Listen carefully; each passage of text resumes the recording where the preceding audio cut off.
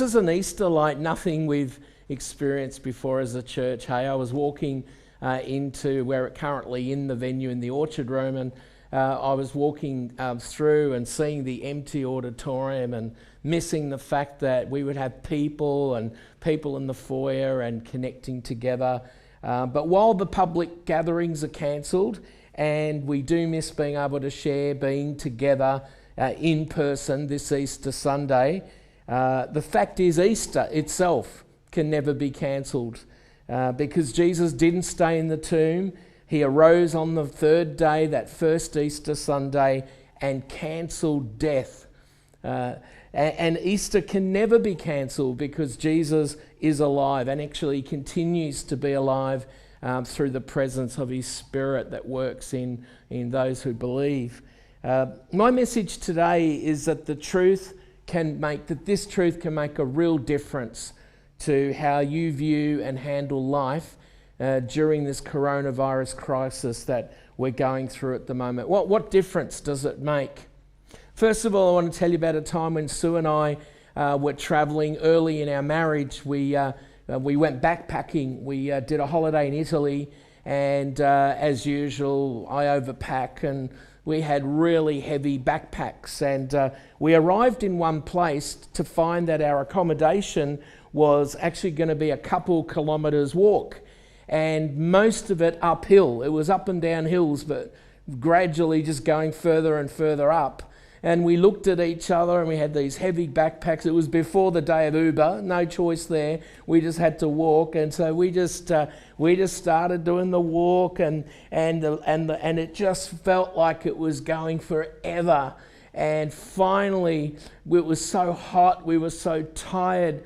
We arrived at our accommodation. We hardly spoke to the people who let us in. We got into our room. We took off our backpacks and we literally collapsed onto the bed. Didn't speak a word for a while. We were just so exhausted, and those backpacks had just got heavier, it felt, as we were climbing those hills to get to the accommodation.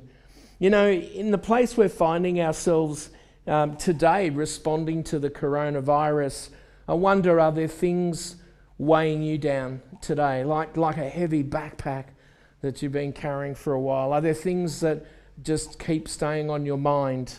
Well, this Easter morning, which is no doubt going to be one of the most unforgettable years that we've had in our lives, there is the good news of the gospel, and that is that Jesus, who gave his life on the cross, has demonstrated by rising on the third day that God has actually got power to give us a hope. And that's the message today. Easter is God's announcement to you that the same power that rose Jesus from the dead, that first Easter Sunday is the same power that can be at work in you today. And in the experience of isolation and in the kind of lockdown measure that we've got at the moment, maybe you are feeling weighed down, and maybe really weighed down in the anxiety of the pressures, the situation, that maybe your job situation is under pressure. Maybe there are those that have even lost their jobs, lost percentages of their salary. The pressure on finances, the pressure on mental health, the pressure on well-being, and so on and so on. How does the resurrection today speak into the situation that you're in and the experiences that we're having? Well, first point I want to make is that the resurrection power is actually a release from the weight of death. Just like those backpacks, Sue and I took them off and that weight was gone. You know, it's very sad and very sobering, just day after day, to keep hearing of the numbers of deaths of people around the world. We're very grateful that here in Australia we have less, but there are still lives being lost, and especially amongst the elderly and the vulnerable. But without reducing the significance of that, the truth is, unfortunately, we're all going to die. And death was undoubtedly on the mind of a man who was sentenced to death 2,000 years ago, death on a cross, as he was hanging on the cross bleeding. I'm not actually talking about Jesus. I'm talking about a man that was actually next to Jesus. There were two criminals that were hanging on the cross next to Jesus on that first Easter. And in Luke chapter 23, the Gospel of Luke, I want to read a few verses, and it tells us about this situation. It says, one of the criminals who hung there hurled insults at him, at Jesus. Aren't you the Christ? Well, save yourself and us. But the other criminal rebuked him. Don't you fear God, he said, since you're under the same sentence? We've been punished justly, for we're getting what our deeds deserve, but this man, he's done nothing wrong. And then he said to Jesus, Jesus, remember me when you come into your kingdom. And Jesus answered, I'll tell you the truth. Today, you will be with me in paradise. Wow, try to imagine yourself in the position of one of those criminals. Nails as thick as your finger would have been hammered through the part of your hands, through your feet, and you're hanging on the cross that stands almost 5 meters high, and there's a small crowd at a distance waiting for you to die, and you're hanging there stripped of all your security, stripped of all your ambitions, all your hopes, all the things you were looking forward to, all gone. And you're hanging up there, and at first one of the criminals seems to feel nothing but anger and hatred towards Jesus. And I guess that's quite understandable in the circumstances. Think about it. You're in a lot of pain, and you're feeling spite against the world for the situation you found. And next to you is this famous religious teacher who spoke about love and honesty, and who claimed to be the Son of God. And that's why one of the criminals had sarcastically yelled, well, you're the Messiah, why don't you save us? Do something about it, is kind of what he was saying. But meanwhile, something else was happening in the other guy, the other criminal. The emptiness and the tragedy of his circumstances actually had forced him to take a different attitude. He was looking at his own life.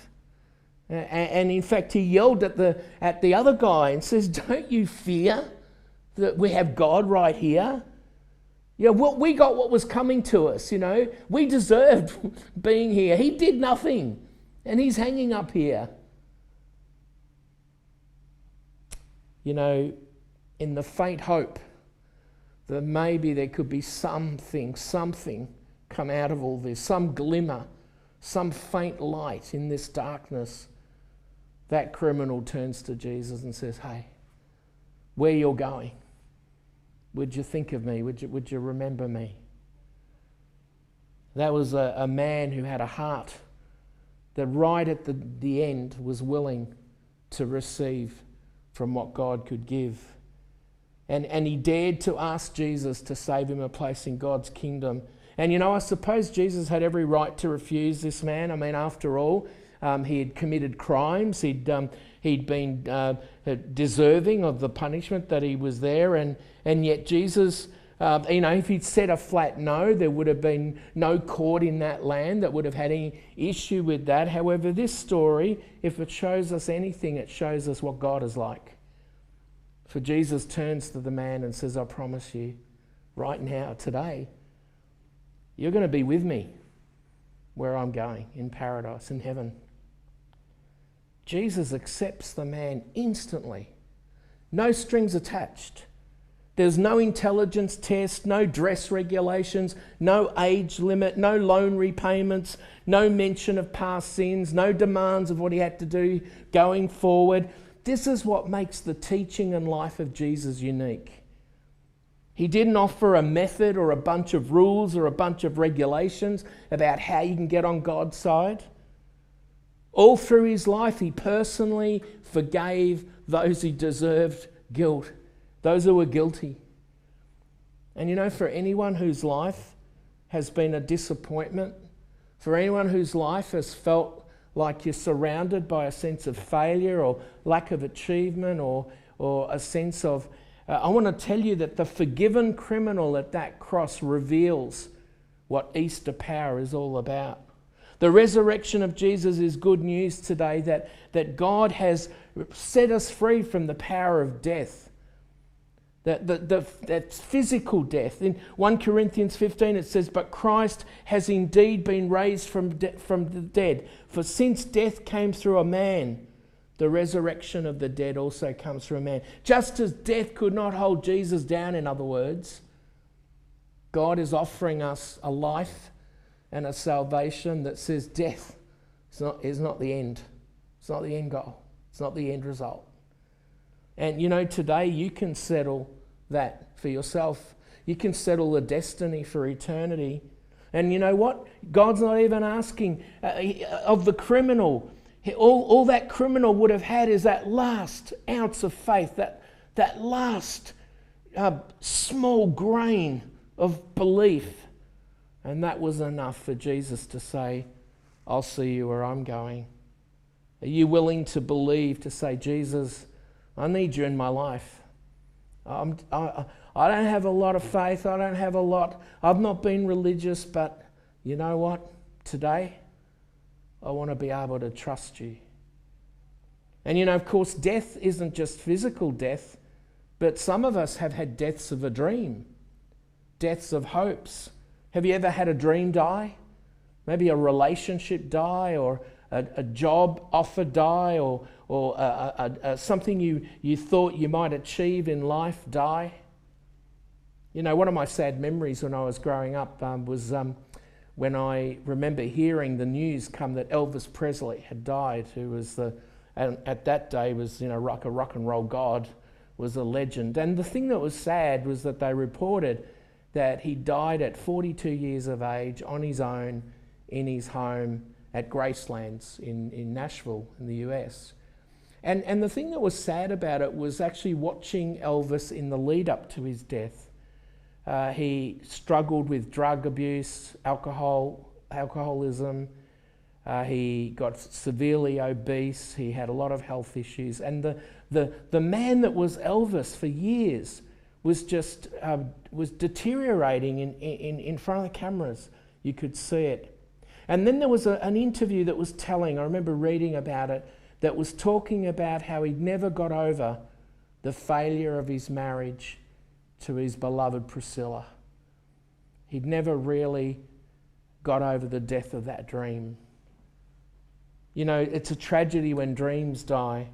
And when that happens, we can feel that sense of deadness in our hearts, in our spirits. We can feel that sense of grief, that sense of what's lost that maybe we can never regather, never reclaim. Maybe with what we're going through right now with the coronavirus, maybe right now you're feeling that isolation and distancing, and you've got so much time to be able to just think, because we can't go out and do much. And maybe that's, you're very conscious of that at the moment, that a dream has died.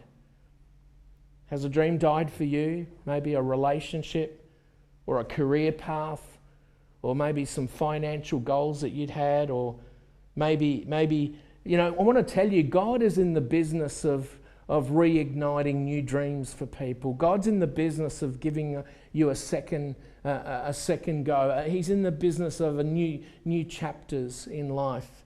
And that's exactly what happened to the criminal on the cross next to Jesus. A new chapter unfolded because of his belief and faith right at the end there.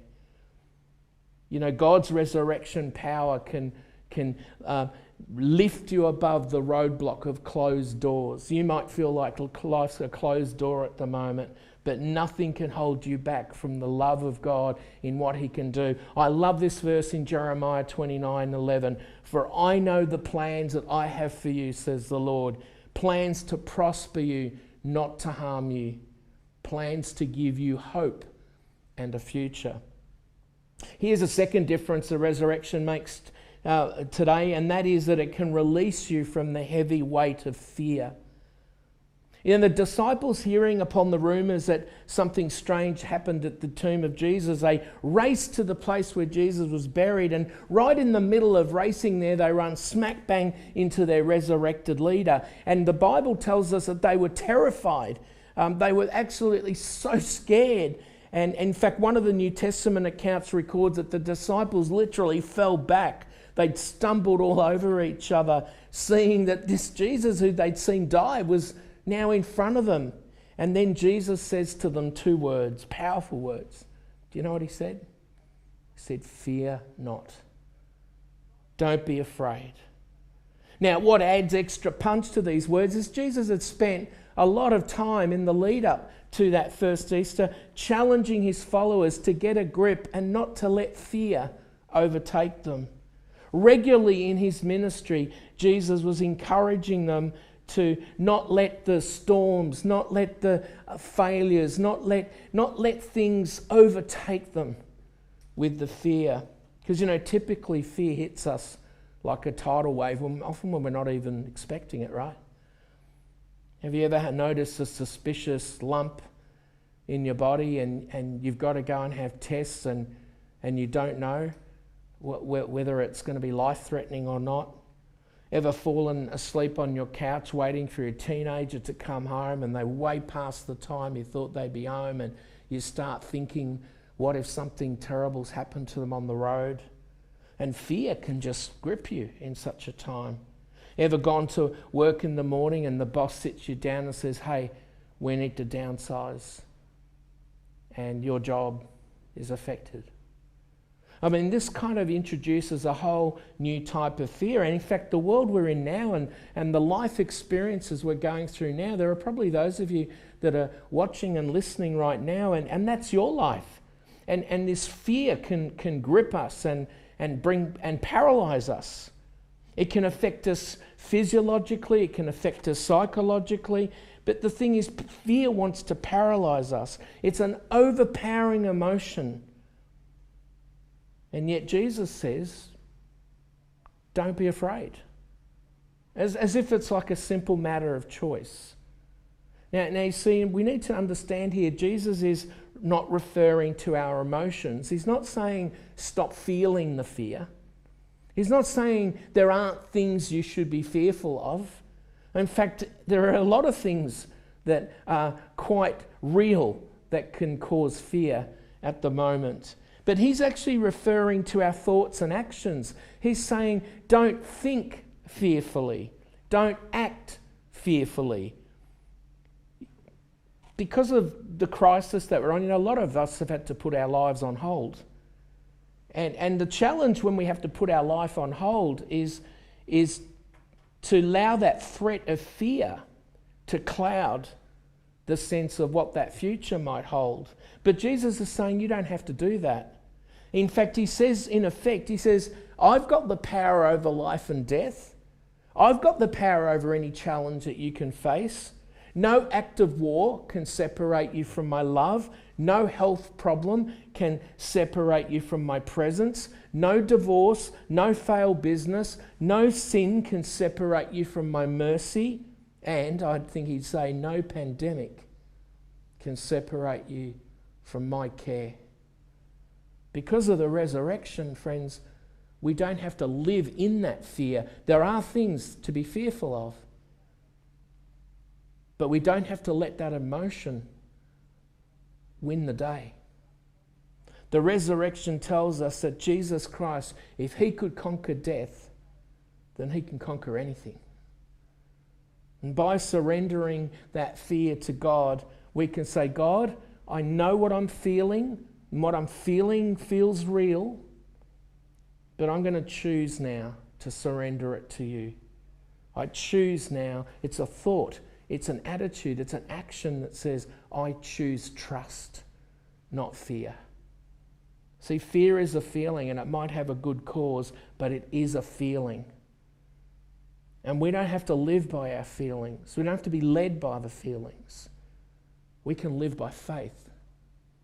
And faith works on the reality of what we know. And once we work on our thoughts and our mind and we turn them to God, God then brings a change into the feelings. You see, once we take on that approach of standing on the truth that we know, then God begins to change the way we feel. And then, so the battleground's in our mind, not in the emotions. And God's standing before you and he's saying, let me in so that I can fight this battle for you. I wonder how many of you just needed to tune in to this Easter service today just to hear those two words from the risen Saviour. fear not. Don't be afraid. I wonder how many of you have tuned in to needing to access this resurrection power so that fear can turn into hope and faith. The third difference that Jesus makes today, and that is that you can be set free from the chains of doubt. You know, some people feel that they can't turn to God because, especially when they're facing a tough situation where their back's against the wall, because they haven't been religious enough. Sometimes people deep down in their hearts go, well, I'd like to be able to turn to God, but I've not been the religious type. I haven't really done anything that would deserve for me to be able to turn to God. And you know, I haven't been to church in years. In fact, I've only got onto this because, you know, a friend mentioned it, or a neighbour, or a family relative, and, you know, I'm not in that kind of persuasion. And so why would God listen to me now? I don't read the Bible. I don't do any of those kind of things.